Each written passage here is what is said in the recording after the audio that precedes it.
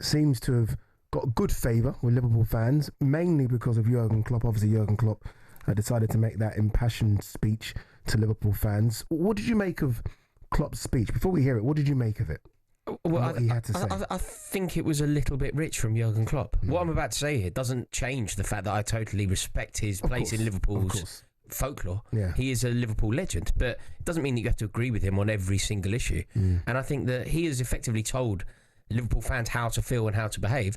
I thought it was a bit rich. Yeah. No, I completely agree with you as well. All right, let's hear said speech. This is what Jurgen Klopp had to say at a Liverpool FC Foundation event.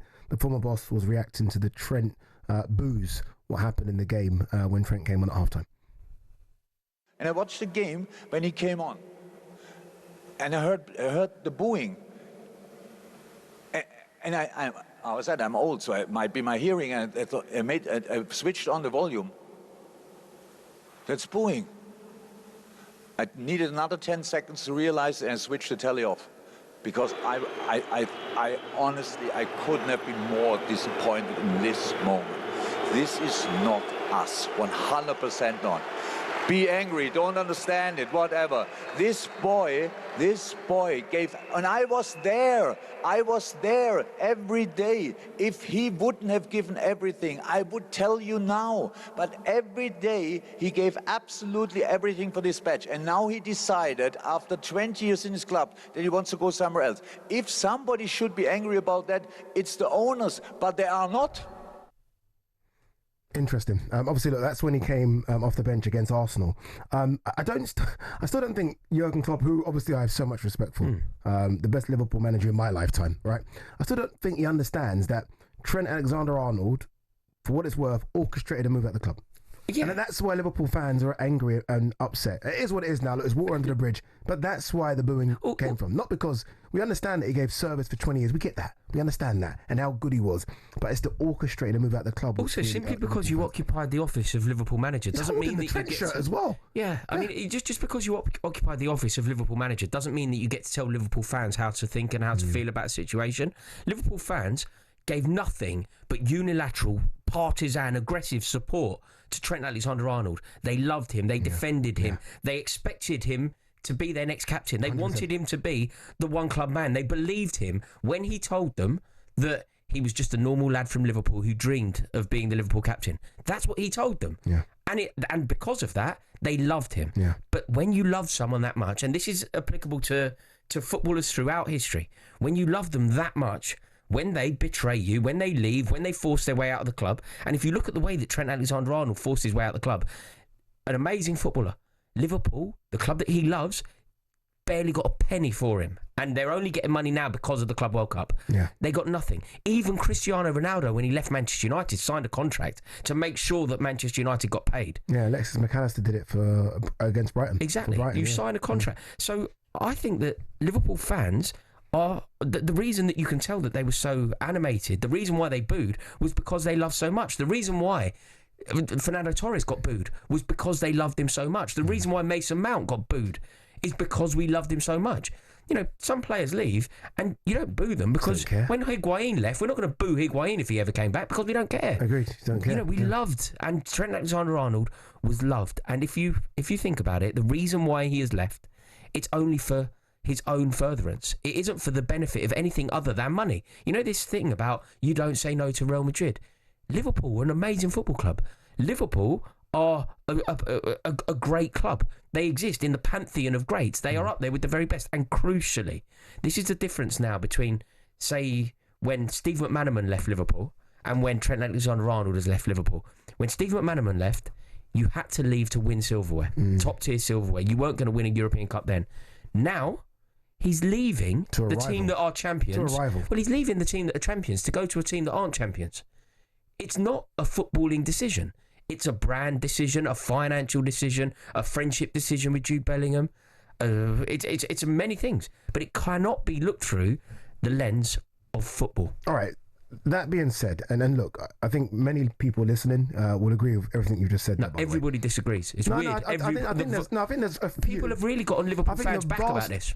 I think the vast majority would agree with what you say. Do you know, I saw a tweet that I reckon sums it up perfectly. I think we're when you say people disagree, I think we're taking social media as somehow a large percentage of the pie. I just can't believe the front of people telling Liverpool fans who sit in the Kop how they should fit. And I extend that courtesy to Klopp. Yeah. I think that Klopp has some front to tell season ticket holders in the Kop, some of them who have been going there for half a century.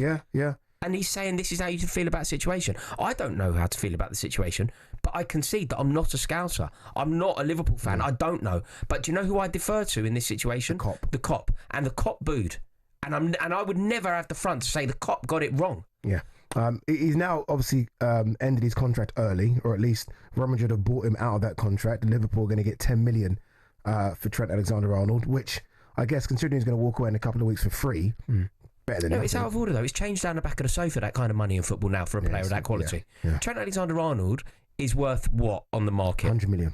Yeah, I would say less than that, but a lot of money. 100 million, because he's not your traditional defender, is he? Defenders don't really go for much. 100 sounds like a lot, but I'm not going to argue over the millions. Trent, 26? I'm not going to argue over the millions. Even if we go on a really conservative estimate, right? Let's just go 60. Yeah. Mason Mount went for 60. Let's go 60 million. Mm-hmm. In the era of PSR, that is so important. Yeah. And he could easily, everybody could have still won, by the way. Real Madrid would have got an excellent footballer. Trent Alexander-Arnold would have got his move, and Liverpool would have got 45 million quid. Everybody could have still won, but they didn't. And the only winner in the situation, really, is Trent Alexander-Arnold, and the only loser is Liverpool. This text is just coming from Dave in Morecambe. As a Liverpool fan of 50 years, I agree with Klopp. And Liverpool fans don't boo their own players. I understand there are strong feelings around Trent leaving, but Liverpool fans have usually got more class than that. My feeling is that the boos came from a minority who didn't turn up for the Crystal Palace match. I certainly wasn't a minority, because you could hear the boos. I mean, those boos were as loud as anything. I saw a great tweet which I think sums it up perfectly. That's from David Morecambe. The tweet said, the Kop booed and the main stand clapped. Now, if you think about how football stadiums are broken down these days, the main stand is going to... The hardcore really is the Kop, and the main stand is... And do you know, if you want to know something about any football club, if you want to know how Liverpool fans feel, go to the Kop. If you want to know how Man United fans feel, go to the Stretford End. If you want to know how Man City fans feel, the equivalent of the Kippax. Well, what's the equivalent at Villa? The Holt End. The Holt End. This is where this tweet comes from. Perry and Holloway says the Holt still booed Jack because we admired and adored him. Exactly. Perry, the Villa fan. It's true, isn't it? Exactly. And this is something that and by the way, they got 100 million for Jack. Exactly. But this is something that we've done for years. Like, I don't understand why we got so precious about it. Like, I was taught, it's really before my time, but I was taught to make sure that I had nothing but disgust for Gordon Jury. Gordon Jury was seen as a Judas. I was brought up to know that this geezer called Gordon Jury was a massive Judas. And I would extend that to Gustavo Poyet. I would extend that to Mason Mount. If you turn your back on a club, especially when you're loved, you will get booed. And I don't know when as a society we became so precious about this. Class. How do you think he does at Real Madrid? Not as well as everybody else seems to think. Not so. If Real Madrid somehow think that they're going to solve their defensive frailties by signing... That's not what they're bought him for, though, is it? I don't know if his...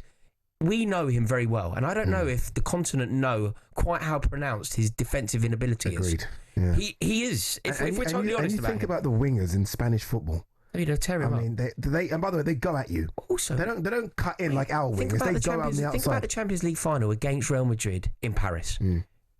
The only player in the world, the only man in the world who didn't know where Vinicius Jr. was Trent Alexander-Arnold. His responsibility was to mark him. Liverpool lost that cup final because Trent Alexander-Arnold lost his man. And by the way, as well, the Spanish press. I mean, we think the press over here can be... Well, Real Madrid fans... brutal. Real Madrid, if he thinks this was bad, they'll have their white hankies out in no time. What's their newspaper?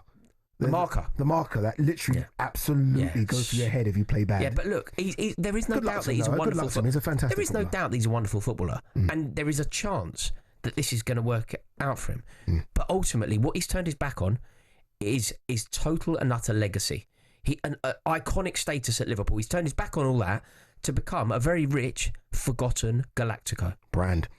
All right, Brand, Trent Alexander-Arnold, what'd you make of it? 03717 223344. Desperate to hear from Liverpool fans on this one. Obviously, look, you got 10 million quid for him. But regardless of what Jurgen Klopp said, regardless of the Trent tears on the bus, what'd you make of the whole move? Still upset? Still gutted? Or have you forgiven him and you wish him good luck at Los Blancos? On AM, on DAB, via the talkSPORT app and on your smart speaker. talkSPORT.